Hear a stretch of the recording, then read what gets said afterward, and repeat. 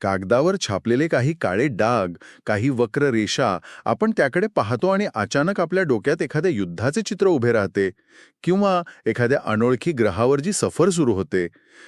विचार केला तर ही एक प्रकारची जादूच आहे, नाही का? हो ना. म्हणजे ही मानवी मेंदूची सर्वात मोठी झेप आहे असं म्हणायला हरकत नाही. नमस्कार, मी आजचा तुमचा होस्ट आणि आज आपण एका अत्यंत रंजक विषयावर सविस्तर चर्चा करणार आहोत. माझ्यासोबत आज इथं वाचन आणि लेखन या विषयातील तज्ज्ञ उपस्थित आहेत. आज आपल्याकडे जे स्रोत साहित्य आहे त्यात वाचन आणि लेखन कौशल्य यावर आधारित 20 प्रश्नांचा एक आराखडा दिलाय. नक्कीच. आणि आपण या 20 प्रश्नांचा क्रमाने वेध घेत वाचन आणि लेखनामागचं जे मानसशास्त्र आहे ते समजून घेणार आहोत. केवळ काय हे नाही, तर ते कसे आणि का घडते हे आपण पाहणार आहोत. एकदम बरोबर. तर आपण या प्रवासाची सुरुवात अगदी पहिल्या प्रश्नापासून करूया.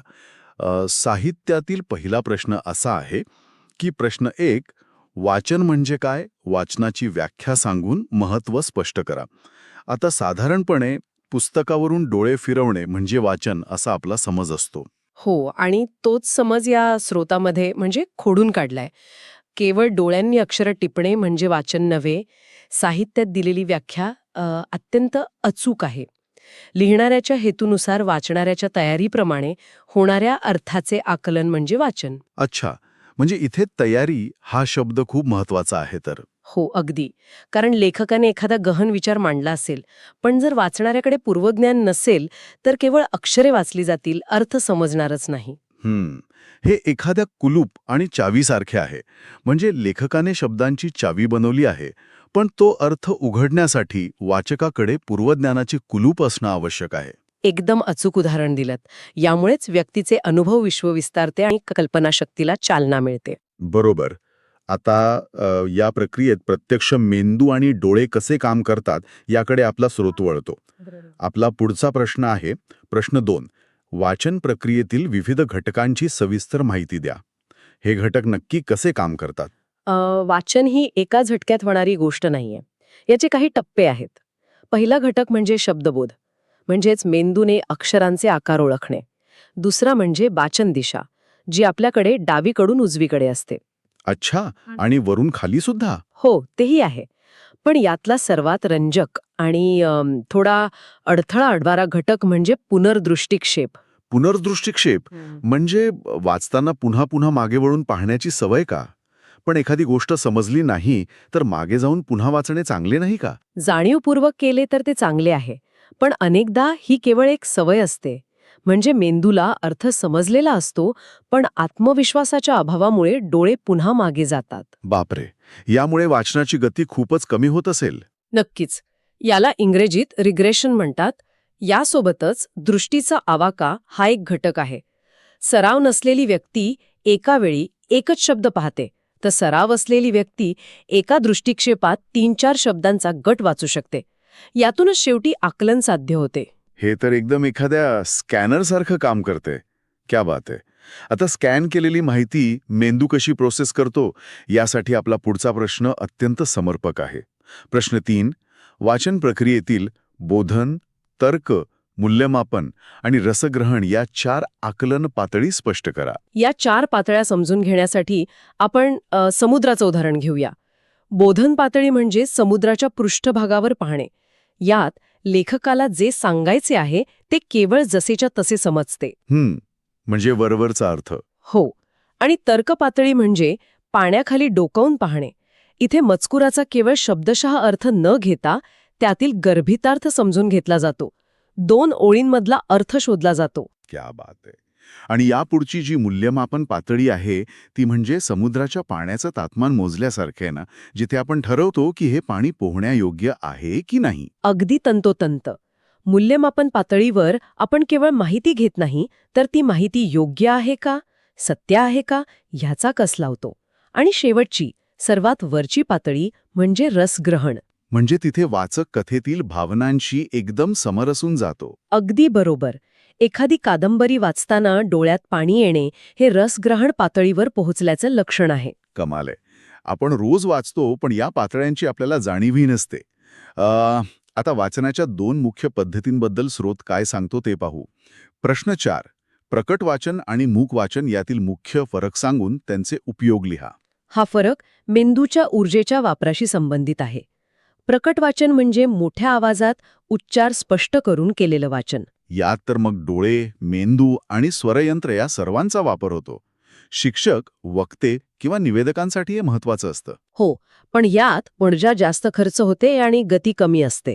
मग मूक वाचन हे जास्त प्रभावी आहे का? होय, स्वतःच्या अभ्यासासाठी मूक वाचनच सर्वोत्तम आहे. यात ओठांची हालचाल होत नाही. आपण शब्दांचे आवाजात रूपांतर करण्याची पायरी वगळतो आणि थेट अर्थाकडे जातो. अच्छा, त्यामुळे वाचनाचा वेग दुप्पट किंवा तिप्पट वाढतो तर? नक्कीच. ग्रंथालयात शांततेत एकाग्रतेने वाचण्यासाठी हेच माध्यम वापरले जाते. अभ्यासाचा विषय निघालाच आहे, तर आपल्या स्रोतातील पुढचा प्रश्न याच अनुषंगाने येतो. प्रश्न 5. अध्ययन प्रवण वाचन म्हणजे काय? त्यातील सर्वेक्षण आणि उजळणी हे टप्पे स्पष्ट करा. आता हे स्टडी ओरिएंटेड रीडिंग म्हणजे नेमकं काय? हे वाचन निखळ मनोरंजनासाठी नसते. हे एखादा विषय कायमचा लक्षात ठेवण्यासाठी केलेले सखोल वाचन असते. यात सर्वेक्षण अत्यंत महत्वाचे आहे. सर्वेक्षण म्हणजे वाचायला सुरुवात करण्यापूर्वी पुस्तकाची अनुक्रमणिका, शीर्षके, उपशीर्षके यावरून नजर फिरवणे का? हो, अगदी तेच. म्हणजे हे एखाद्या अनोळखी रस्त्यावर प्रवासाला जाण्यापूर्वी नकाशा पाहण्यासारखे आहे. जर आपण थेट वाचायला सुरुवात केली तर मेंदूला खूप मोठी माहिती अचानक मिळाल्याचा धक्का बसू शकतो. एकदम अचूक विश्लेषण. आराखडा तयार असल्यामुळे मेंदू नवीन माहिती लगेच योग्य जागी बसवू शकतो. आणि दुसरा टप्पा म्हणजे उजळणी. वाचलेले भाग पुन्हा आठवून पाहणे. उजळणी नाही केली तर विसरायला होतं. हो, कारण विज्ञानानुसार पहिल्या 24 तासात उजळणी केली नाही तर आपण 80% माहिती विसरतो. त्यामुळे उजळणीमुळे मेंदूत स्मृतीचे पक्के मार्ग तयार होतात. पण हे सर्व करण्यासाठी वाचनाचा वेगही चांगला असावा लागतो. यावरच आधारित आपला पुढचा प्रश्न आहे. प्रश्न 6. वाचन वेगाशी निगडीत घटक सांगून वाचन वेग वाढवण्यासाठी कोणते उपाय योजता येतील? वाचन वेग वाढवण्यासाठी सगळ्यात आधी मगाशी म्हटल्याप्रमाणे बोट किंवा पेन शब्दांवरून फिरवणे बंद करावे लागते. कारण बोटाचा वेग डोळ्यांच्या क्षमतेपेक्षा खूप कमी असतो. आणि मनातल्या मनात शब्द उच्चारणे पण थांबवावे लागेल. बरोबर. आणि दृष्टीचा आवाका वाढवणे.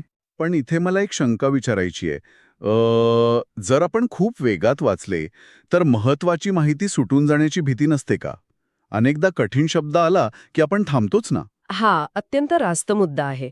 आणि म्हणूनच या साहित्यात एक उत्तम उपाय सुचवलाय. संदर्भाने अर्थ लावणे. म्हणजे तिथेच न थांबता पुढे वाचत राहणे? हो, वाचताना एखादा अपरिचित शब्द आला तर तिथेच न रेंगाळता पुढचे वाक्य वाचावे. अनेकदा पुढच्या वाक्याच्या संदर्भावरून त्या कठीण शब्दाचा अर्थ मेंदू स्वतःहून तर्क करून सोडवतो. अच्छा, म्हणजे प्रवाहामध्ये खंड पडू द्यायचा नाही. समजले. पण यासाठी मन एका जागी असणं गरजेचं आहे. आपला 7वा प्रश्न याचबद्दल आहे. प्रश्न 7. वाचनासाठी एकाग्रता का महत्वाची असते? एकाग्रता ढळण्याची कारणे लिहा. एकाग्रता ही वाचनाची पूर्व अटच आहे. एकाग्रतेशिवाय केलेले वाचन म्हणजे गळक्या भांड्यात पाणी भरण्यासारखे आहे. अगदी खरंय.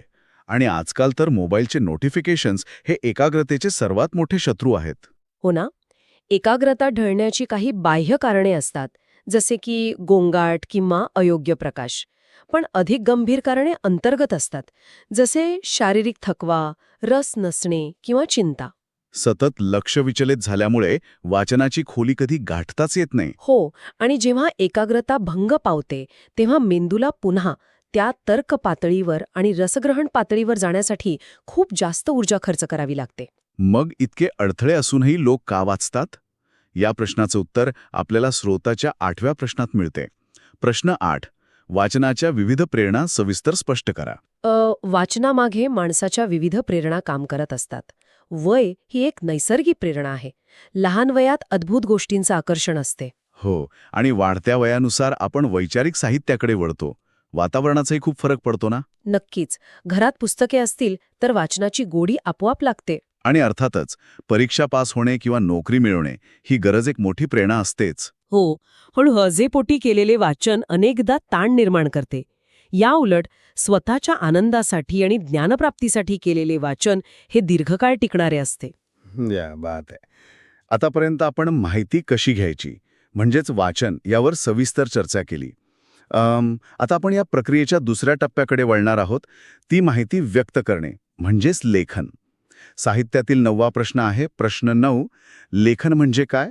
लेखन प्रक्रिया सुलभ होण्यासाठी कोणत्या गोष्टींची आवश्यकता असते? इथे खूप मोठा गैरसमज दूर करणे आवश्यक आहे.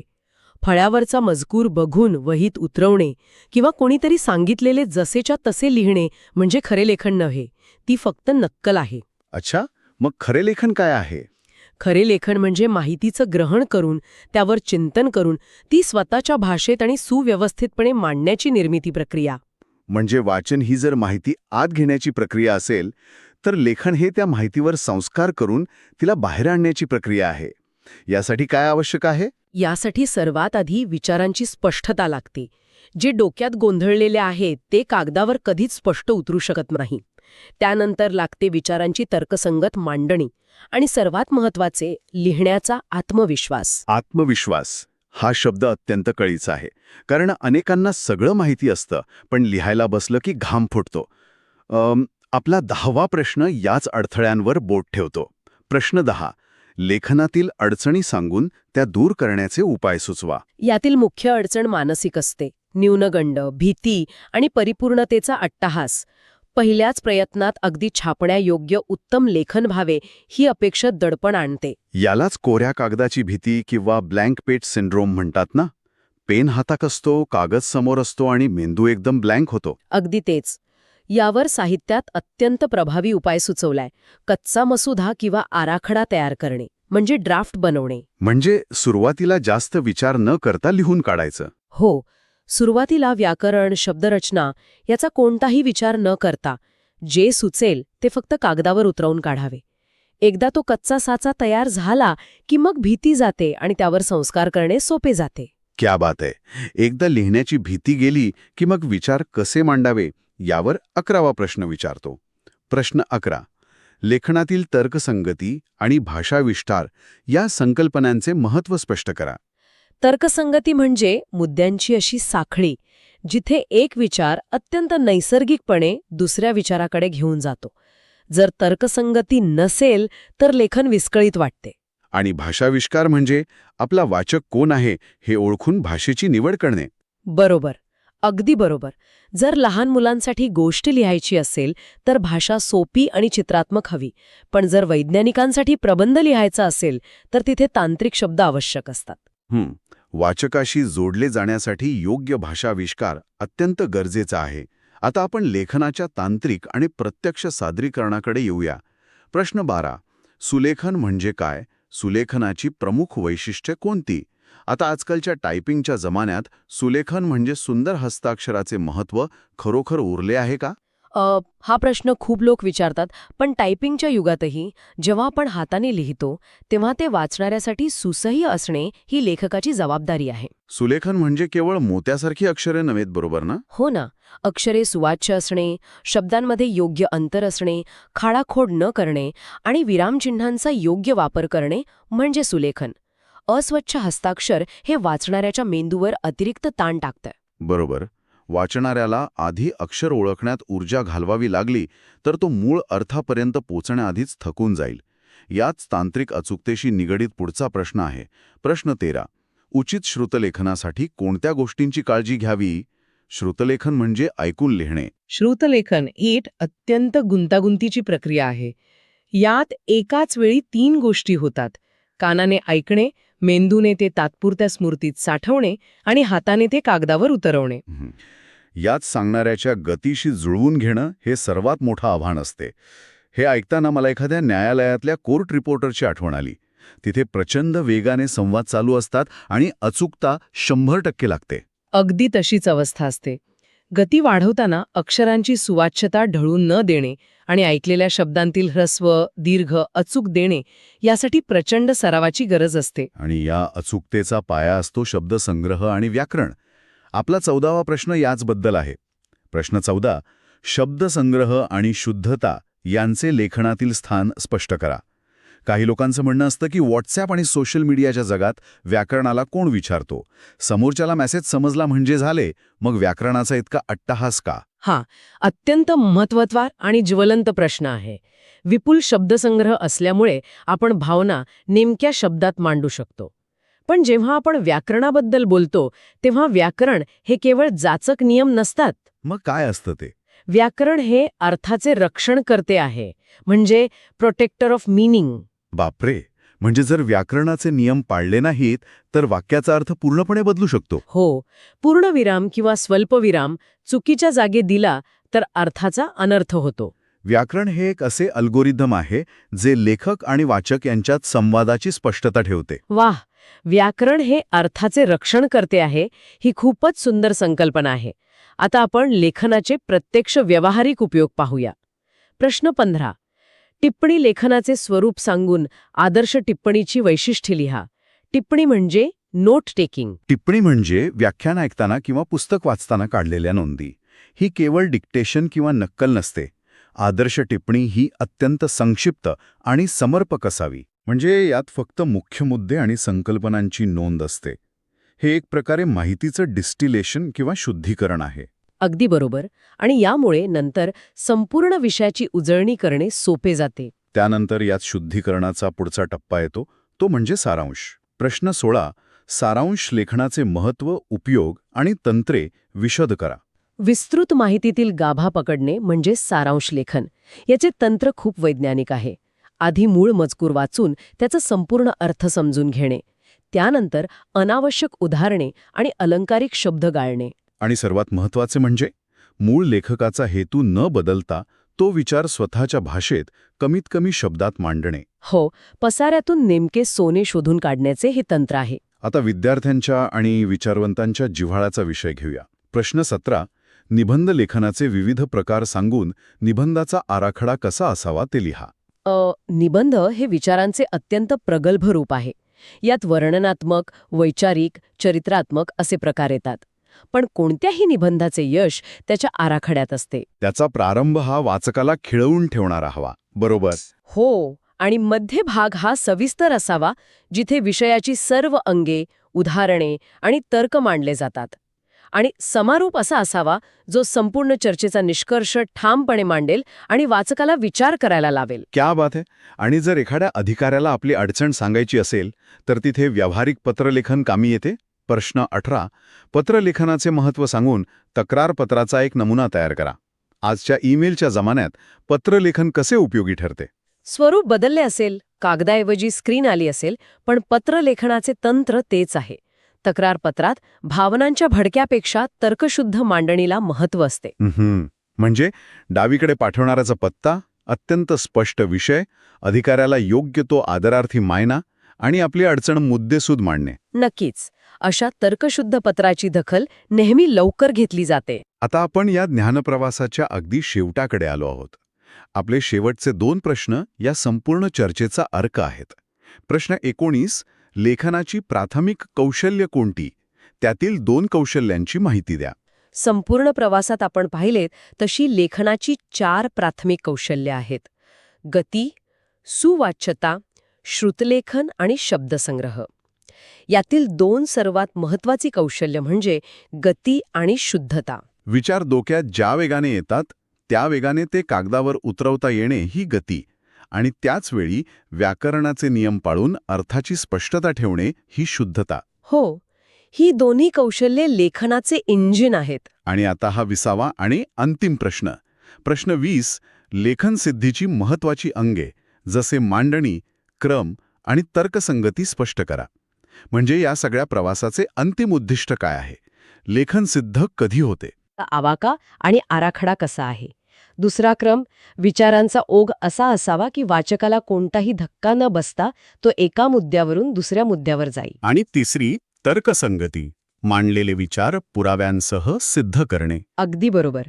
जेव्हा या तिन्ही गोष्टी एकत्र येतात तेव्हा एक भक्कम वैचारिक इमारत उभी राहते. ते लेखन केवळ कागदावरचे शब्द राहत नाहीत, तर तो एक जिवंत विचार बनतो. विलक्षण.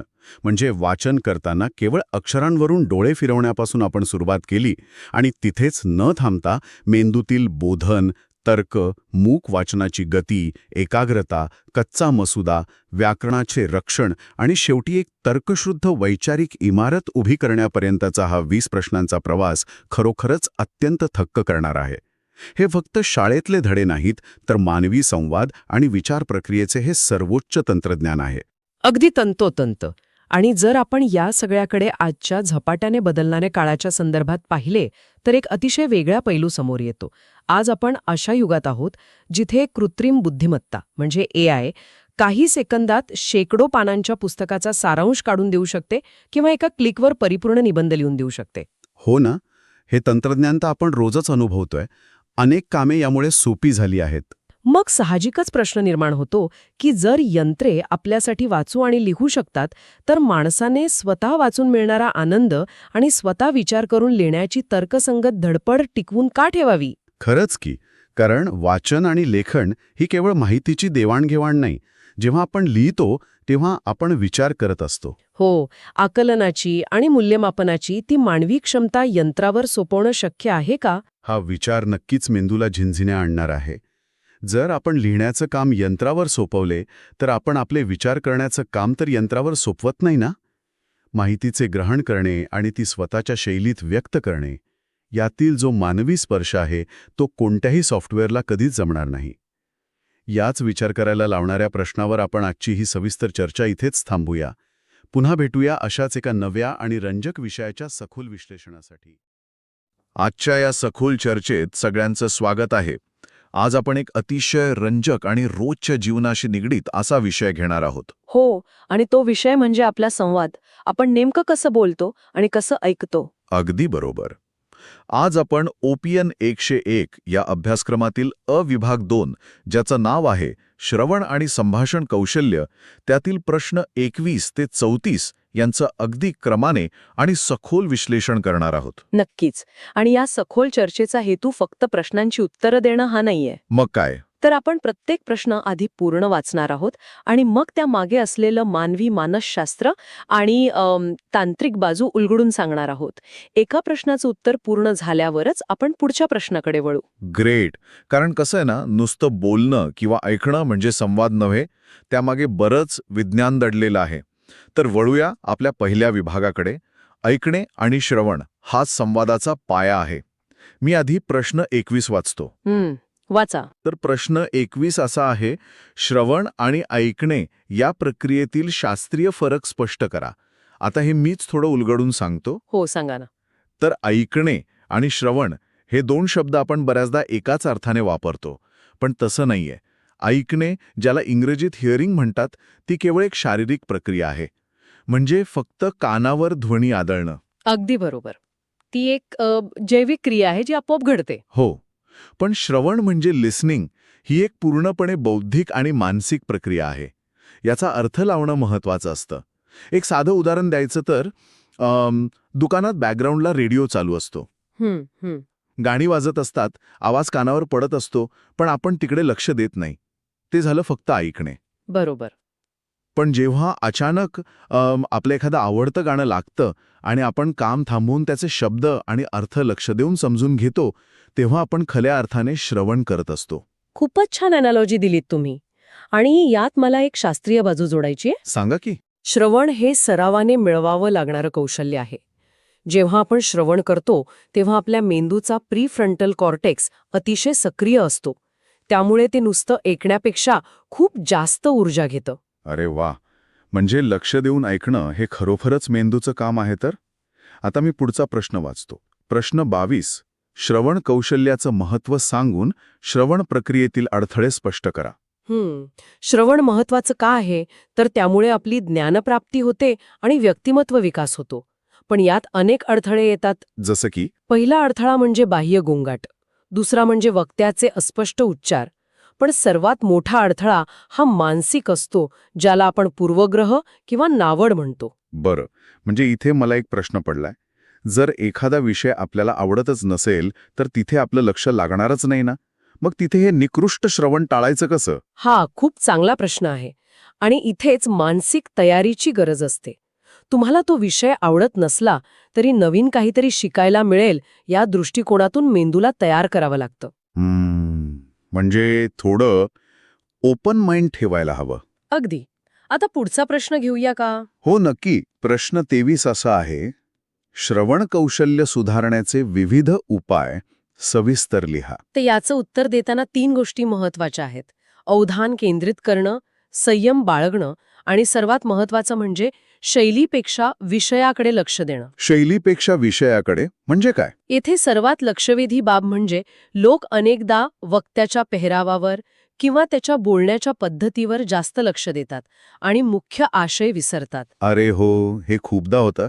एखादी व्यक्ती खूपच वेगळ्या पद्धतीने बोलत असेल तर आपण त्यातच अडकून पडतो. हो ना, म्हणूनच लक्ष विचलित होऊ नये यासाठी टिपणे म्हणजे नोट्स काढण्याची सवय खूप मदत करते. बरोबर. आता आपण श्रवण कौशल्याकडून अभिव्यक्तीकडे वळणार आहोत, जिथे शब्दांपेक्षा देहबोली जास्त बोलते. मी प्रश्न 24 वाचतो. हो, वाचा. प्रश्न 24. शब्दांशिवाय संवाद म्हणजे काय? यात शारीरिक हालचालींची भूमिका काय? कंसात दिलंय नॉन व्हर्बल कम्युनिकेशन. आता इथे मी एक आश्चर्यकारक तथ्य मांडते. कोणत्याही संवादात शब्दांचा वाटा किती असतो असं तुम्हाला वाटतं? मला वाटतं 50-60% असेल. नाही. संवादात शब्दांपेक्षा शारीरिक हालचालींचा आणि आवाजाच्या टोनचा वाटा तब्बल 70 ते 80% असतो. बापरे, 70 ते 80%? हो, तुमच्या डोळ्यांची नजर तुमचा आत्मविश्वास दाखवते, तुमचं स्मित हास्य समोरच्याला आपुलकी वाटायला लावतं आणि हातांच्या हालचाली तुमच्या मुद्द्याला वजन देतात. म्हणजे मी काय बोलतोय यापेक्षा मी कसं उभं राहून बोलतोय हे जास्त महत्वाचं आहे का? हो, बऱ्याचशी तेच खरं आहे. जर तुमचे शब्द आणि तुमची देहबोली एकमेकांशी जुळत नसतील तर लोक नेहमी तुमच्या देहबोलीवरच विश्वास ठेवतात. हे खरोखरच खूप महत्वाचं आहे. आपण फक्त शब्दांवरच फोकस करतो नेहमी. चला पुढचा प्रश्न घेऊया.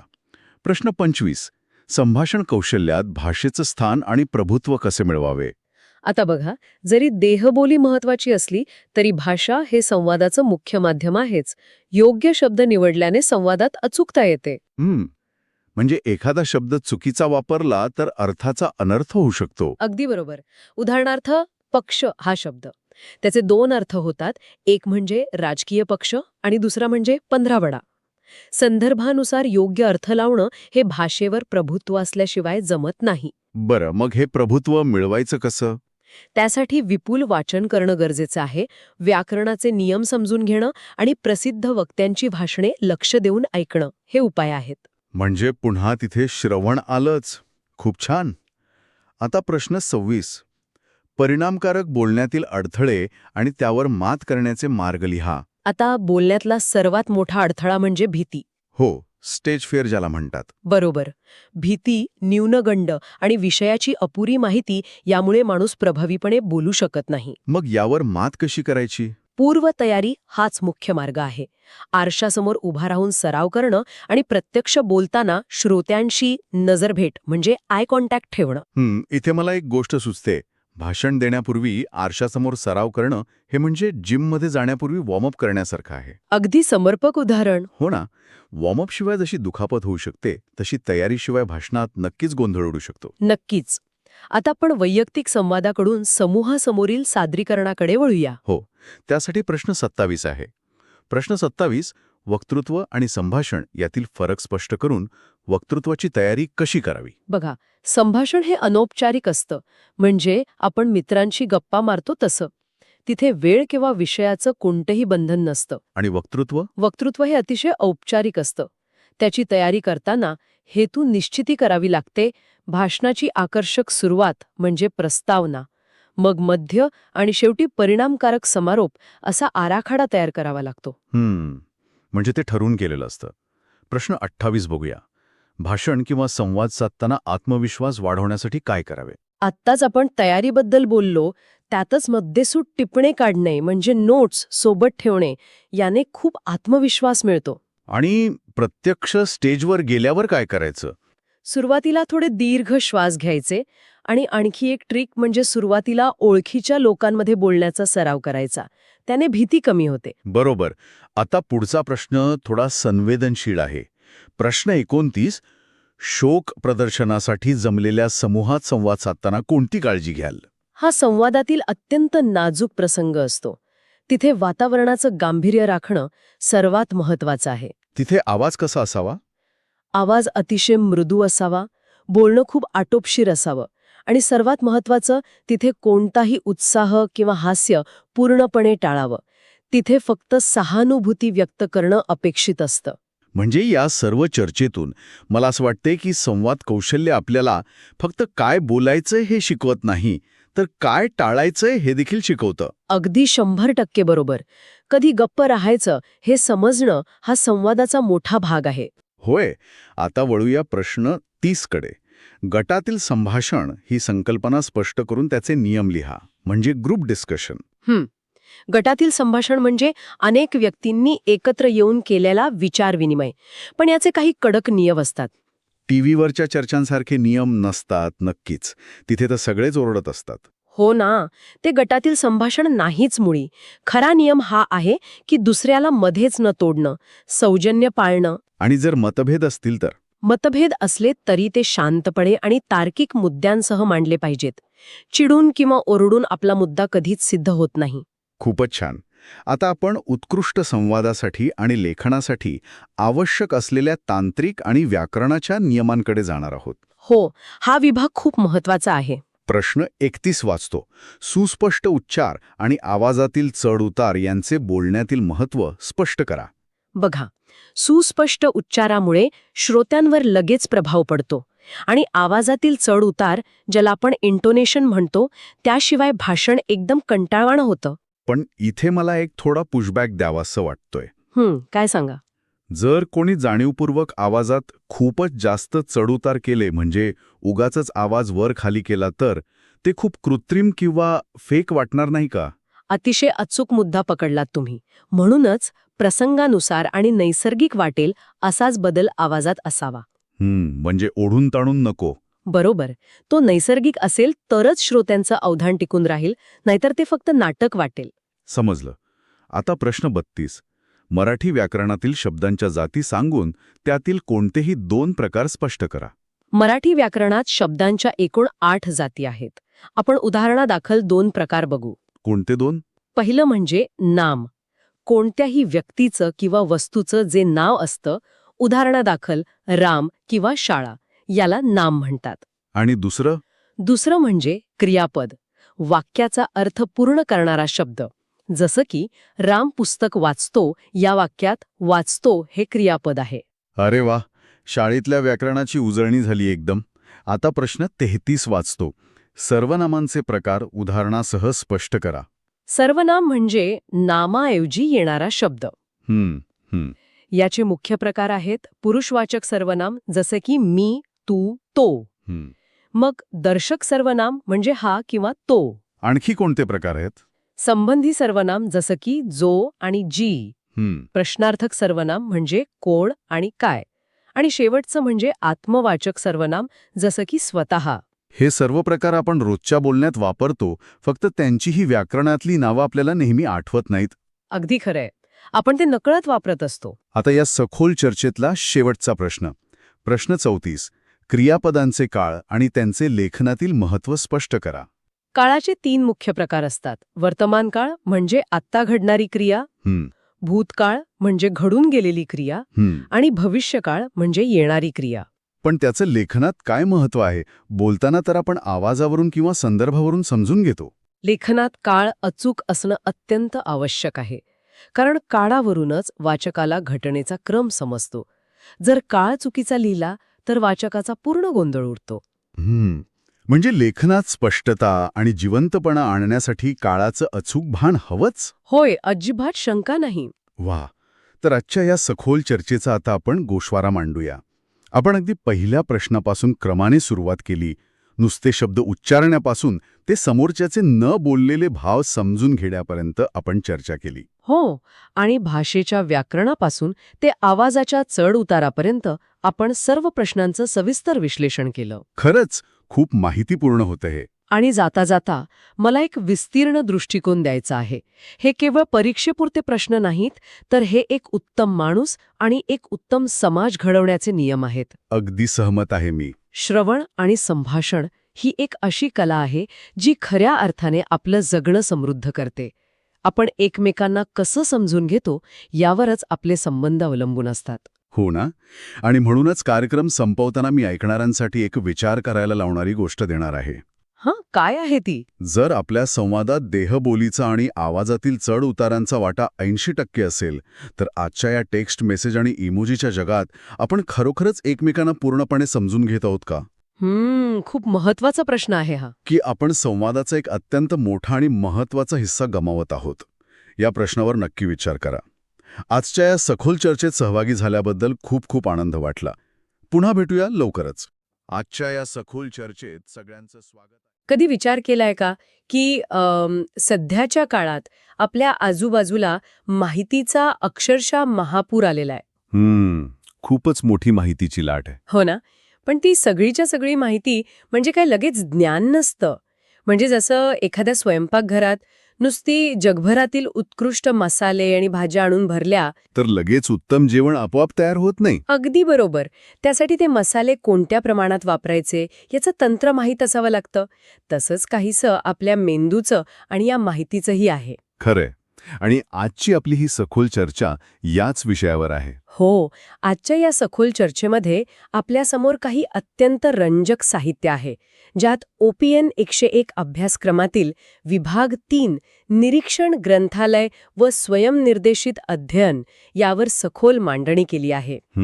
आणि त्यातही प्रश्न क्रमांक 35 ते 50च्या माध्यमातून आपण एक मोठा प्रश्न सोडवण्याचा प्रयत्न करणार आहोत.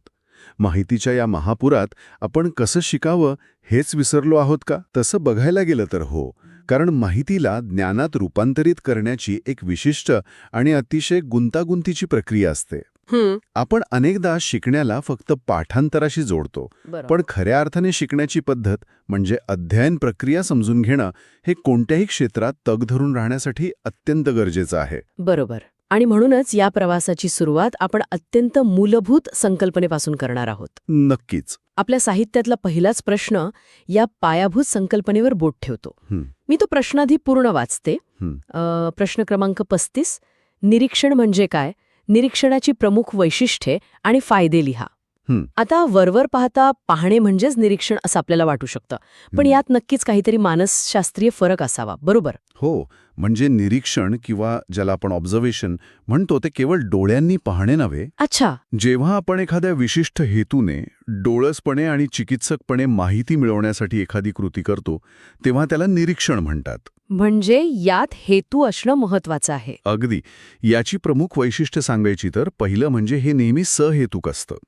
दुसरं म्हणजे यात केवळ माहिती गोळा केली जात नाही, तर त्या माहितीचं अर्थनिर्णयन म्हणजेच इंटरप्रिटेशन केलं जातं. मला इथे एक उदाहरण द्यावंसं वाटतं. जसं रेल्वे स्टेशनवर आपण उभे आहोत, आजूबाजूला हजारो लोक ये जा करत आहेत. आपण नुसती ती गर्दी पाहतो. तिथे आपला मेंदू काहीच रजिस्टर करत नाही. बरोबर. पण जर त्याच गर्दीत आपण आपला एखादा हरवलेला मित्र शोधत असू, तर ती शोधण्याची कृती म्हणजे सहेतुक निरीक्षण आहे. मित्र शोधताना मेंदू गर्दीतील बाकीच्या चेहऱ्यांना ब्लर करतो आणि फक्त मित्राच्या चेहऱ्यावर फोकस करतो. अरे वा, अतिशय अचूक साधर्म्य आहे. मित्र शोधताना तुमचे डोळे एका विशिष्ट हेतूने गर्दी स्कॅन करत असतात. हो ना. याच निरीक्षणाचे फायदे खूप मोठे आहेत. या प्रक्रियेमुळे आपली ज्ञानेंद्रिय अत्यंत तीक्ष्ण होतात. तुम्ही जेवढं जास्त सहेतुक निरीक्षण कराल, तेवढी तुमची आकलन क्षमता वाढते. खरंच हा पाया भक्कम असणं गरजेचं आहे. पण हे निरीक्षण करण्यासाठी आपण जी साधने वापरतो ती म्हणजे आपली ज्ञानेंद्रिये. याच ज्ञानेंद्रियांच्या भूमिकेबद्दल या साहित्यातला पुढचा प्रश्न आहे. बरं. मी तो प्रश्न वाचते. प्रश्न क्रमांक 36. निरीक्षणातील ज्ञानेंद्रियांची म्हणजे डोळा, कान, त्वचा इत्यादींची भूमिका स्पष्ट करा. आता हे खूपच प्राथमिक वाटतं की डोळ्यांनी दिसतं आणि कानांनी ऐकू येतं, पण याच्या खोलात काय दडलंय? वरवर पाहता हे प्राथमिक वाटत असलं तरी मेंदू हे सगळं कसं प्रोसेस करतो ते समजून घेणं महत्वाचं आहे. जेव्हा आपण निरीक्षण करतो तेव्हा आपले सेन्सर्स म्हणजे ज्ञानेंद्रिय माहिती गोळा करण्याचं काम करतात. डोळा हे यातलं सर्वात महत्वाचं इंद्रिय आहे, जे वस्तूचा रंग, आकार आणि प्रकाशाची माहिती मिळवतं. अच्छा. तुम्हाला ऐकून आश्चर्य वाटेल की आपला मेंदू दृश्य माहिती इतर कोणत्याही माहितीपेक्षा हजारो पटीने वेगाने प्रोसेस करतो. पण केवळ डोळे पुरेसे नसतात. कान हे आवाजाची तीव्रता आणि दिशा समजण्यासाठी काम करतात. आणि त्वचा? एखादी वस्तू थंड आहे की गरम, तिचा स्पर्श कसा आहे याची जाणीव आपल्याला त्वचेमुळे होते. पण मग ही सगळी माहिती मेंदूत वेगवेगळ्या कप्प्यांत जाते की एकत्र? कारण आपल्याला अनुभव तर सलग येतो. हाच तर खरा चमत्कार आहे. याला मानसशास्त्रात सेन्सरी इंटिग्रेशन म्हणतात. Sensory integration? हो. सर्व ज्ञानेंद्रियांच्या एकत्रित अनुभवातूनच निरीक्षणाचं एक परिपूर्ण चित्र मेंदूपर्यंत पोचतं.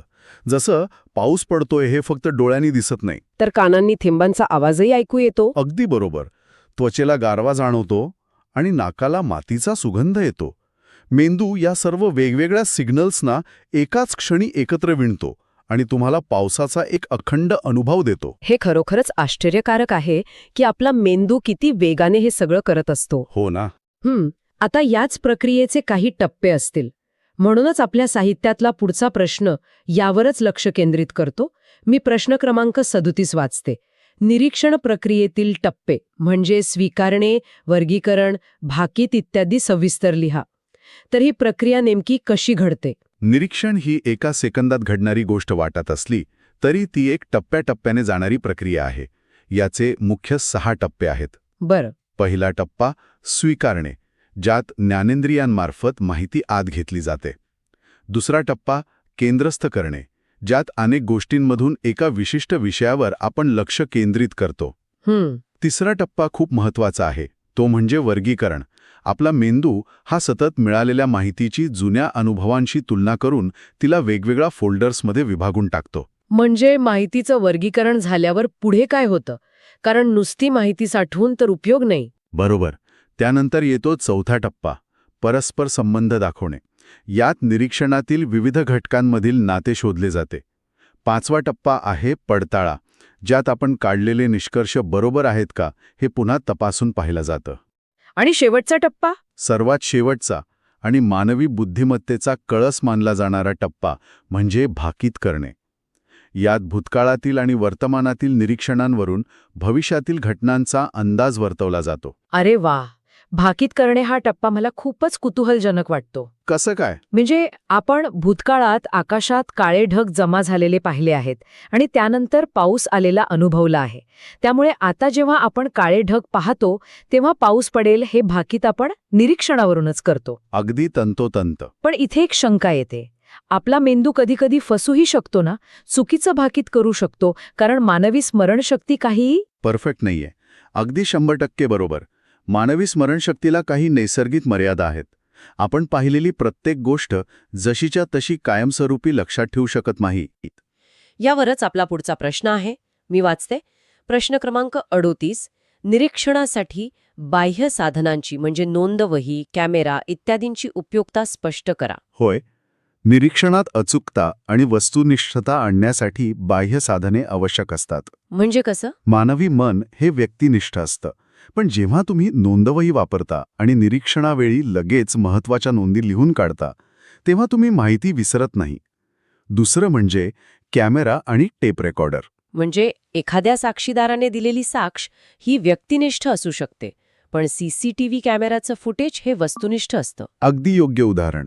आणि मोजमाप साधनांचं महत्त्व तर याहूनही मोठं आहे. सूक्ष्मदर्शक आणि तापमापीसारखी साधनं, बरोबर? हो. या साधनांमुळे निरीक्षणाला एक शास्त्रीय बैठक प्राप्त होते. पाणी गरम आहे हे हाताला जाणवणारं व्यक्तिनिष्ठ निरीक्षण झालं. पण पाण्याचं तापमान 50 अंश सेल्सिअस आहे हे तापमापीमुळे आलेलं अचूक निरीक्षण ठरतं. खूपच छान स्पष्टीकरण.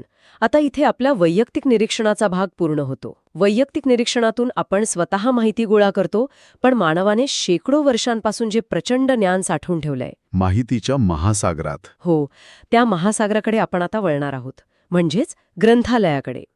यावर आधारित आपला पुढचा प्रश्न असा आहे. प्रश्न क्रमांक 39. ग्रंथालय म्हणजे काय? स्वयंअध्ययनात ग्रंथालयाची उपयुक्तता स्पष्ट करा. ग्रंथालय या शब्दाची एक खूप सुंदर आणि व्यापक संकल्पना आहे. ग्रंथालय म्हणजे केवळ पुस्तकांची खोली किंवा गोदाम नाही. बरं. जिथे ग्रंथ, वाचक आणि ग्रंथपाल या त्रिमूर्तीचा जिवंत संगम होतो त्या केंद्राला ग्रंथालय म्हणतात. आणि स्वयंअध्ययनात याची उपयुक्तता काय आहे? अनन्यसाधारण आहे. याचं मानसशास्त्रीय कारण असं की जेव्हा तुम्ही ग्रंथालयात जाता तेव्हा तिथल्या शांत वातावरणाचा तुमच्या मेंदूवर एक प्रभाव पडतो. अच्छा, म्हणजे अभ्यासाचा मूड तयार होतो. हो, तुमचा मेंदू त्या विशिष्ट वातावरणाला सखोल अभ्यासाशी जोडतो आणि तुमची एकाग्रता आपोआप वाढते. ग्रंथालयांचेही काही प्रकार असतात जे समाजाच्या वेगवेगळ्या गरजा पूर्ण करतात. त्याबद्दलचा आपला पुढचा प्रश्न आहे. प्रश्न क्रमांक 40. सार्वजनिक ग्रंथालयाचे स्वरूप आणि त्याची प्रमुख कार्य लिहा. सार्वजनिक ग्रंथालय हे खऱ्या अर्थाने समाजाचे माहिती केंद्र असते. याचं स्वरूप अत्यंत खुलं असतं. थोडक्यात सांगायचं तर हे ज्ञानाच्या लोकशाहीकरणाचं उत्तम उदाहरण आहे. म्हणजे हे सर्वांसाठी खुलं असतं? अगदी. समाजातील सर्व जातीधर्माच्या, वयाच्या लोकांसाठी हे विनामूल्य किंवा नाममात्र शुल्कात खुले असते. याचं संचालन शासनाच्या निधीतून केलं जातं. पण जेव्हा आपण उच्च शिक्षणाकडे वळतो तेव्हा तिथे लागणारी पुस्तके वेगळी असतात आणि म्हणूनच शैक्षणिक संस्थांमधील ग्रंथालयांचा नंबर लागतो. बरोबर. यावरचा आपला प्रश्न क्रमांक 41 असा आहे. शैक्षणिक किंवा विद्यापीठीय ग्रंथालयाची उद्दिष्टे आणि वाचक वर्गाची माहिती द्या. विद्यापीठीय ग्रंथालय हे सार्वजनिक ग्रंथालयापेक्षा अगदी वेगळ्या पातळीवर काम करतं. याचं मुख्य उद्दिष्ट केवळ वाचनाची आवड निर्माण करणे नसते. मग काय असतं? उच्च शिक्षणाशी संबंधित अभ्यासक्रम पूर्ण करण्यासाठी आणि सखोल संशोधनासाठी लागणारा कच्चा माल पुरवणे हे असते. याचा वाचक वर्ग विद्यार्थी, प्राध्यापक आणि संशोधक असा असतो. आणि या व्यतिरिक्त अजून एक अत्यंत विशिष्ट प्रकार असतो. त्यावर प्रश्न क्रमांक 42 आधारित आहे. मी आधी प्रश्न वाचते. प्रश्न क्रमांक 42. विशेष ग्रंथालयाचे स्वरूप आणि रचना स्पष्ट करा. विशेष ग्रंथालय हे नावाप्रमाणेच एखाद्या विशिष्ट विषयाला वाहिलेलं असतं. उदाहरणार्थ वैद्यशास्त्र किंवा कायदा. अच्छा. याची रचना अतिशय तांत्रिक असते. यात कथा कादंबऱ्या नसून केवळ त्या विषयाशी संबंधित अत्यंत अद्ययावत माहिती असते. यांचा वाचक वर्ग सर्वसामान्य नसून तो त्या क्षेत्रातील तज्ज्ञ असतो. मला इथे एक विचार सुचतोय. म्हणजे जर सार्वजनिक ग्रंथालय हे एखाद्या सुपरमार्केटसारखं असेल जिथे सगळ्यांसाठी सगळं काही मिळतं, तर विशेष ग्रंथालय हे एखाद्या स्पेशलिस्ट क्लिनिकसारखं आहे जिथे अतिशय अद्ययावत आणि केवळ विशिष्ट गोष्टींवरच काम होतं. अगदी अचूक. आणि त्या स्पेशलिस्ट क्लिनिकमध्ये जसे डॉक्टर फक्त त्यांच्याच विषयावर बोलतात, तसंच विशेष ग्रंथालयात तुम्हाला फक्त प्रमाणित माहितीच मिळते. बरं. ग्रंथालय कोणतंही असो, तिथे गेल्यावर आपलं हवं ते पुस्तक शोधायचं कसं? हजारो पुस्तकांच्या गर्दीत आपल्याला हवी असलेली माहिती कशी मिळवायची? यावरचा हा पुढचा प्रश्न आहे. हो, तो वाचूया. मी वाचते. प्रश्न क्रमांक 43. ग्रंथालयातील तालिका म्हणजे कॅटलॉग म्हणजे काय? तिचे महत्त्व व उपयोग लिहा. आजच्या काळात जसे इंटरनेटवर माहिती शोधण्यासाठी आपण सर्च इंजिन वापरतो, तसाच प्रकार पूर्वीपासून ग्रंथालयात तालिकाच्या रूपाने अस्तित्वात आहे. म्हणजे ती एक यादी असते. हो, ग्रंथालयातील उपलब्ध ग्रंथांची लेखक, पुस्तकाचे नाव किंवा विषयानुसार केलेली पद्धतशीर यादी म्हणजे तालिका. आणि याचा उपयोग काय? याच्या मदतीने वाचकाला हव्या असलेल्या पुस्तकाचे नेमके स्थान म्हणजे कपाट क्रमांक क्षणार्धात समजते. यामुळे वाचकाची मोठी ऊर्जा आणि वेळ वाचतो. वेळ वाचवणे हा आजच्या जगात अत्यंत कळीचा मुद्दा आहे. आणि वेळ वाचवण्यासाठीच वापरला जाणारा साहित्याचा अजून एक प्रकार पाहूया. बरं. मी प्रश्न क्रमांक 44 वाचते. संदर्भ ग्रंथ म्हणजे काय? शब्दकोश आणि ज्ञानकोश यांचा माहितीसाठी कसा वापर करावा? मला इथे एक गंमत सांगावीशी वाटते. काय? कोणीही शब्दकोश म्हणजेच डिक्शनरी एखाद्या रहस्यमय कादंबरीसारखी पहिल्या पानापासून शेवटपर्यंत सलग वाचत बसत नाही. हो ना. आणि जर कोणी तसं करत असेल तर ते नक्कीच चिंतेचं कारण आहे. हा अगदी. संदर्भ ग्रंथ म्हणजे असे ग्रंथ जे आपण केवळ एखादी विशिष्ट माहिती शोधण्यासाठी वापरतो. शब्दकोश हा शब्दाचा अर्थ आणि त्याचा उच्चार पाहण्यासाठी वापरला जातो. आणि ज्ञानकोश? ज्ञानकोश किंवा ज्याला आपण एन्सायक्लोपीडिया म्हणतो, तो याच्या एक पाऊल पुढे असतो. तो एखाद्या शब्दाचा फक्त अर्थ सांगत नाही, तर तो एखाद्या विषयाचा संपूर्ण इतिहास मांडतो. अच्छा, म्हणजे तो अधिक सविस्तर असतो. आता ग्रंथालयाशी संबंधित शेवटचा प्रश्न घेऊया. प्रश्न क्रमांक 45. ग्रंथालयातील मुक्तद्वार पद्धती म्हणजे काय? ती पद्धत नसेल तर काय अडचणी येतात? मुक्तद्वार पद्धती किंवा ओपन ॲक्सेस सिस्टम म्हणजे अशी पद्धत जिथे वाचकाला स्वतः कपाटाजवळ जाऊन पुस्तके पाहण्याची आणि हाताळण्याची पूर्ण मुभा असते. आणि ही पद्धत नसेल तर? जर ही पद्धत नसेल तर सगळ्यात मोठी अडचण म्हणजे वाचकाला केवळ कॅटलॉगवर अवलंबून राहावं लागतं. त्याला प्रत्यक्ष पुस्तक आतून कसं आहे हे चाळता येत नाही. यासोबतच एक मानसशास्त्रीय मुद्दाही आहे असं मला वाटतं. मुक्तद्वार पद्धतीमुळे आपण कपाटात एक पुस्तक शोधायला जातो आणि शेजारीच ठेवलेलं दुसरं एखादा भन्नाट पुस्तक आपल्याला अचानक सापडतं. हो, तो अनपेक्षित शोधाचा आनंद खूप भारी असतो. तर इथे आपण माहितीच्या स्रोतांचा टप्पा पार केला. आपण ग्रंथालयात पोचलो, पुस्तके मिळाली, पण आता ती वाचायची आणि लक्षात कशी ठेवायची येथून अभ्यासाच्या तंत्रांचा प्रवास सुरू होतो. नक्कीच. आपला पुढचा प्रश्न यावरच आहे. प्रश्न क्रमांक 47. अभ्यासतंत्रे म्हणजे काय? त्यांचे नियोजन विषयक आणि स्मरणतंत्रे यात वर्गीकरण करा. अभ्यासाची प्रक्रिया सुलभ आणि मेंदूसाठी परिणामकारक करण्यासाठी ज्या वैज्ञानिक पद्धती वापरल्या जातात त्यांना अभ्यासतंत्रे म्हणतात. यांचं मुख्यत्वे 2 गटांत वर्गीकरण होतं. पहिलं नियोजन विषयक तंत्रे. यात वेळेचं नियोजन करणं, अभ्यासाचं वेळापत्रक बनवणं येतं. आणि दुसरं आहे स्मरणतंत्रे. स्मरणतंत्रे म्हणजे लक्षात ठेवण्यासाठी. हो, यात संकेतीकरण म्हणजेच निमॉनिक्स वापरणे आणि माहिती मेंदूत साठवणे याचा समावेश होतो. या स्मरणतंत्रांमध्येच काही अत्यंत प्रभावी तंत्रे आहेत. त्यावर आपला पुढचा प्रश्न आहे. मी आधी प्रश्न क्रमांक 47 वाचते. SQ3R आणि मर्डर या अभ्यास कार्यनीती सविस्तर स्पष्ट करा. ही दोन्ही तंत्रे अत्यंत लोकप्रिय आहेत. SQ3R हा 5 शब्दांचा शॉर्ट फॉर्म आहे. S म्हणजे सर्वे, Q म्हणजे क्वेश्चन, R म्हणजे रीड म्हणजे वाचन करणे. हो. दुसरा R म्हणजे रिसाईट म्हणजेच वाचलेलं न बघता स्वतःला सांगणे. आणि शेवटचा R म्हणजे रिव्ह्यू. आणि ते मर्डर. दुसरं तंत्र आहे मर्डर. M म्हणजे मूड, U म्हणजे अंडरस्टँडिंग, R म्हणजे रिकॉल, D म्हणजे डायजेस्ट, E म्हणजे एक्सपांड आणि R म्हणजे रिव्ह्यू. मर्डर हे नाव खूपच आक्रमक वाटतं, पण लक्षात ठेवायला सोपं आहे. पण प्रामाणिकपणे सांगा, आजच्या धावपळीच्या काळात जिथे विद्यार्थ्यांकडे वेळेची कमतरता असते, तिथे एवढी मोठी 6 टप्प्यांची पद्धत खरंच प्रॅक्टिकल आहे का? खूपच उत्तम आणि प्रॅक्टिकल प्रश्न विचारलात. सुरुवातीला असं नक्कीच वाटतं की या टप्प्यांना खूप वेळ लागतो. हो ना? पण मेंदू विज्ञानानुसार नुसतं वाचलेलं काही दिवसांतच 90% विसरून जातं. या तंत्रांमध्ये जो रिसाईट आणि रिकॉलचा टप्पा आहे ना, तो सर्वात महत्त्वाचा आहे. अच्छा. जेव्हा आपण वाचलेला आठवण्याचा प्रयत्न करतो तेव्हा माहिती दीर्घकाळ स्मरणात राहते. म्हणजेच सुरुवातीला थोडा जास्त वेळ गुंतवणूक वाटली तरी परीक्षेच्या आधीचा तणाव टळतो. क्या बात आहे. म्हणजे हे वेळ वाया घालवणं नसून वेळेची गुंतवणूक आहे. पण हे सगळं करण्यासाठी विद्यार्थ्याला स्वतःहून पुढाकार घेणं अत्यंत गरजेचं असतं. अगदी बरोबर. यावरूनच येतो आपला पुढचा प्रश्न. मी वाचते. प्रश्न क्रमांक 48.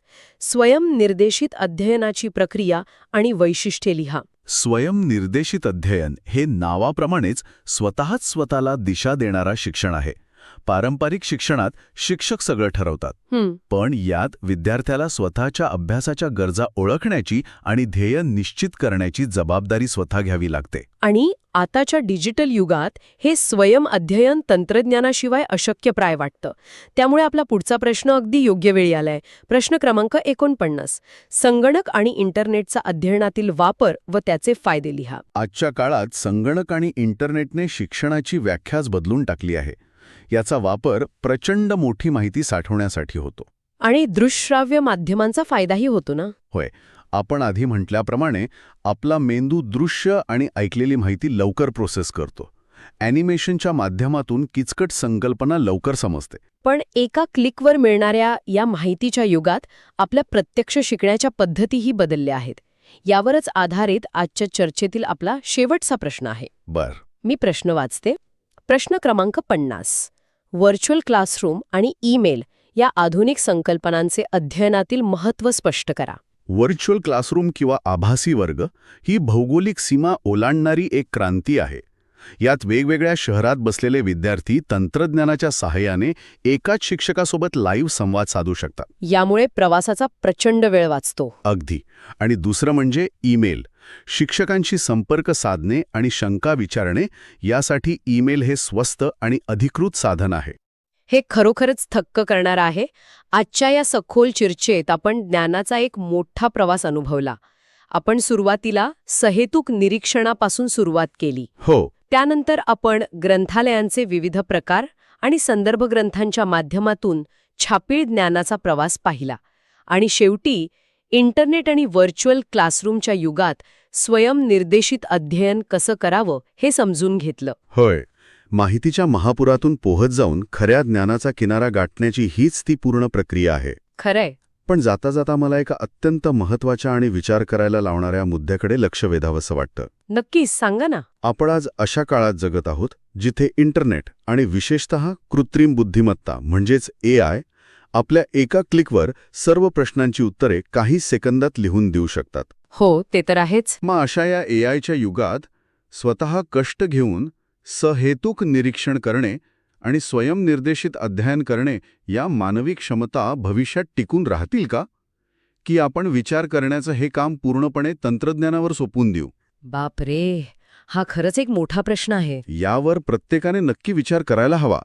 कारण तंत्रज्ञान आपल्याला माहिती देऊ शकतं, पण शिकण्याच्या प्रक्रियेतून जो मेंदू घडतो तो तंत्रज्ञान घडवू शकत नाही. अतिशय भेदक आणि विचार करायला लावणारा मुद्दा उपस्थित केलात तुम्ही. आपण सुरुवातीला स्वयंपाकघराचं उदाहरण दिलं होतं. हो, मसाले कितीही दर्जेदार असले, गॅस कितीही आधुनिक असला, तरी जेवण चविष्ट बनवण्यासाठी मुख्य आचारी तिथे असावाच लागतो. अगदी तसंच. तसंच माहितीच्या आणि AIच्या या प्रचंड मोठ्या स्वयंपाकघरात आपला स्वतःचा मेंदू आणि आपली विचार करण्याची क्षमता हाच मुख्य आचारी असतो.